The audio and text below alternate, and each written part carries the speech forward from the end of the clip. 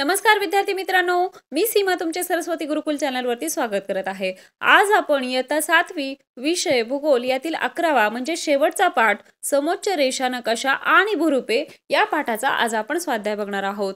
तर या पाठाच्या स्वाध्यायाला सुरुवात करण्यापूर्वी या पाठामध्ये काही महत्त्वाचे प्रश्न आलेले आहेत ते आपण सुरुवातीला घेतलेले आहेत आणि त्यानंतर स्वाध्यायाला सुरुवात केलेली आहे। तर चला तर मग सुरुवातीला आपण पाठात आलेले प्रश्न व त्यांची उत्तरे पाहूयात। तर या ठिकाणी आपल्याला एक आकृती दिलेली आहे। आकृती 11.1 अ मध्ये भूपृष्ठाची प्रतिकृती दाखवली आहे, तिचे निरीक्षण करा व खालील प्रश्नांची उत्तरे द्या। त्यातील पहिला प्रश्न आहे, सदर प्रतिकृतीत कोणकोणती भूरूपे दिसत आहेत? तर याचं उत्तर पाहूयात। सदर प्रतिकृतीत नद्या, डोंगर, पर्वत यांसारखी भूरूपे दिसत आहेत। दुसरा प्रश्न, या प्रत्येक भूरूपासाठी वापरलेले रंग कोणते? तर या प्रत्येक भूरूपासाठी निळा, पिवळा व लाल रंग वापरलेले आहेत। आता अजून एक आकृती या ठिकाणी दिलेली आहे। आकृती 11.1 ब मधील नकाशाचे निरीक्षण करा व खालील प्रश्नांची उत्तरे द्या। त्यामध्ये पहिला प्रश्न आहे, नकाशामध्ये काय काय दिसत आहे? उत्तर पाहूयात। नकाशामध्ये पुढील बाबी दिसत आहेत: भूरूपाची उंची, भूरूपांचे उतार, भूरूपांच्या उताराची दिशा, भूरूपांचा विशिष्ट दिशेतील विस्तार इत्यादी। 2. नकाशात दिसत असलेल्या डोंगर रांगाची सर्वसाधारण दिशा कशी आहे? तर उत्तर, नकाशामध्ये दिसत असलेल्या डोंगर रांगांची सर्वसाधारण दिशा पूर्व पश्चिम दिसत आहे।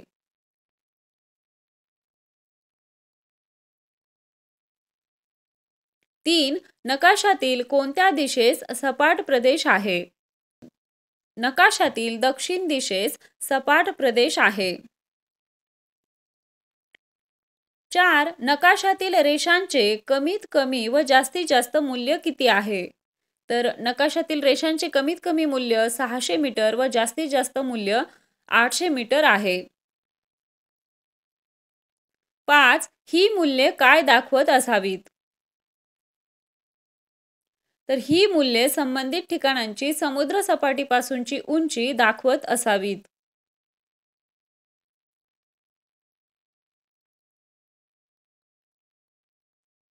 सहावा प्रश्न आहे, या नकाशात व तुम्ही अगोदर पाहिलेल्या प्रतिकृतीमध्ये काही साम्य आहे का?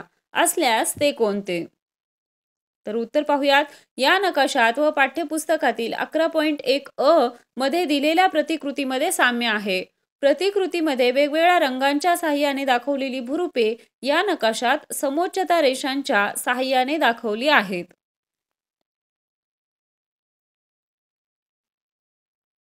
सातवा प्रश्न आहे, कोणती आकृती अधिक माहिती देते व ती माहिती कोणती? उत्तर पाहूयात। समोच्च रेषा नकाशा ही आकृती अधिक माहिती देते। ही आकृती भूपृष्ठाची प्रतिकृती या आकृतीप्रमाणेच वेगवेगळी भूरूपे दर्शवते। याशिवाय ही आकृती संबंधित भूरूपाची समुद्र सपाटीपासूनची उंची, भूरूपास वेगवेगळ्या दिशांनी असलेले उतारांचे स्वरूप इत्यादी अधिक माहिती देते। आठवा प्रश्न आहे, तुम्ही तयार केलेला बटाटा टेकडीचा आराखडा व या नकाशात काही सारखेपणा आहे का? उत्तर, आम्ही तयार केलेला बटाटा पर्वताचा आराखडा व या नकाशात मोठ्या प्रमाणात सारखेपणा आहे। पुढचा प्रश्न, तुम्ही एखादे भूरूप समोच्च रेषांच्या आधारे पाहता तेव्हा त्या भूरूपाकडे तुम्ही कोठून पाहता? उदाहरणार्थ, नकाशात समोच्च रेषांच्या साहाय्याने एक टेकडी दाखवली आहे, या टेकडीकडे तुम्ही कोठून पाहत आहात? उत्तर, तुम्ही एखादे भूरूप समोच्च रेषांच्या आधारे पाहता तेव्हा त्या भूरूपाकडे तुम्ही वरून पाहता। उदाहरणार्थ, नकाशात समोच्चता रेषांच्या साहाय्याने एक टेकडी दाखवली आहे, या टेकडीकडे तुम्ही वरून पाहत आहात।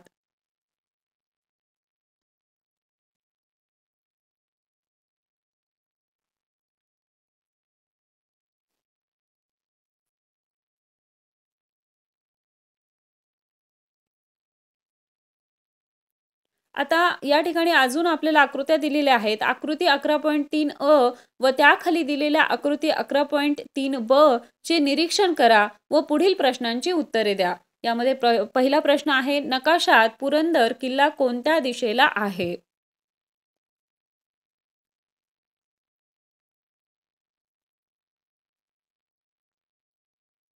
तर नकाशात पुरंदर किल्ला दक्षिण दिशेला आहे. दुसरा प्रश्न आहे, नकाशातील कऱ्हा नदीच्या वाहण्याची दिशा कोठून कोठे आहे? तर नकाशातील कऱ्हा नदीच्या वाहण्याची दिशा पश्चिम दिशेकडून पूर्व दिशेकडे आहे.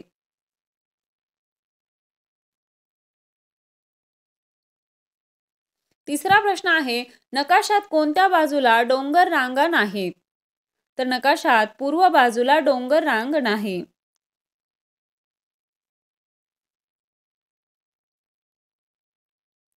चौथा प्रश्न आहे, नकाशातील कोणता भाग आपल्याला प्रतिकृतीत दिसत नाही? तो का दिसत नसावा? तर नकाशातील भुरुपांची उंची, भुरुपांचे उतार, भुरुपांच्या उताराची दिशा इत्यादी भाग प्रतिकृतीत दिसत नाहीत. प्रतिकृती तयार करताना गणिती पद्धतीचा वापर केला गेला नसल्यामुळे नकाशातील संबंधित भाग आपल्याला प्रतिकृतीत दिसत नाही.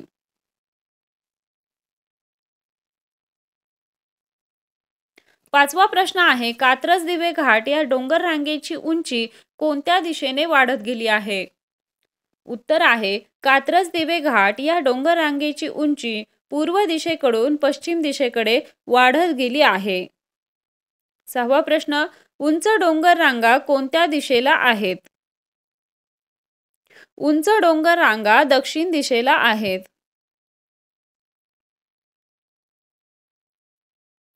आतापर्यंत आपण पाठात आलेले प्रश्न व त्यांची उत्तरे पाहिली. आता स्वाध्यायाला सुरुवात करूया. तर यातील प्रश्न पहिला आहे, खालील प्रश्नांची उत्तरे लिहा. त्यामध्ये 1. समोच्चता दर्शक नकाशाचा वापर कोणाकोणाला होतो? तर समोच्चता दर्शक नकाशाचा वापर पर्यटक, गिर्यारोहक, भटकंती करणारे, संरक्षण दलातील अधिकारी, सैनिक इत्यादी व्यक्तींना होतो.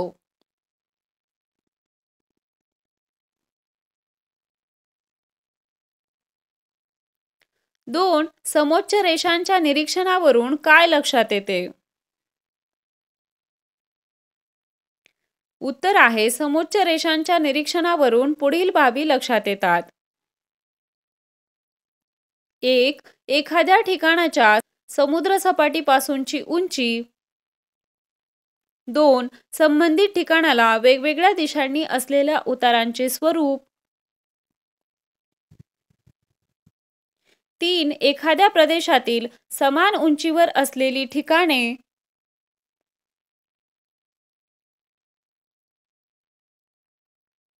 तिसरा प्रश्न आहे, शेतकऱ्यांना समोच्च रेषा नकाशांचा उपयोग कसा होईल?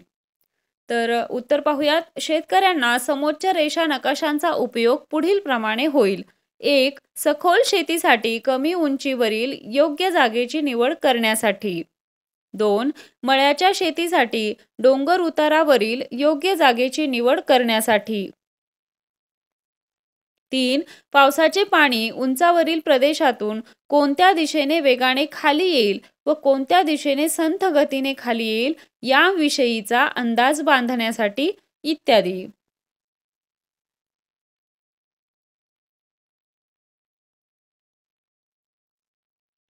चौथा प्रश्न आहे, प्रदेशातील भूरूपाचे व उंचीचे वितरण कशाच्या साहाय्याने दाखवता येते?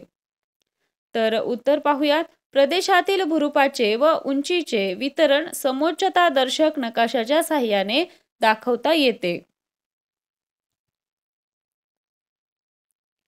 आता प्रश्न तिसरा पाहूयात, खालील नकाशातील भूरूपे ओळखा. तर नकाशातील भूरूपे कोणकोणती आहेत? 1. नदीच्या खोऱ्याचा मैदानी प्रदेश. 2. डोंगराळ किंवा पर्वतीय प्रदेश आणि 3. शिखर.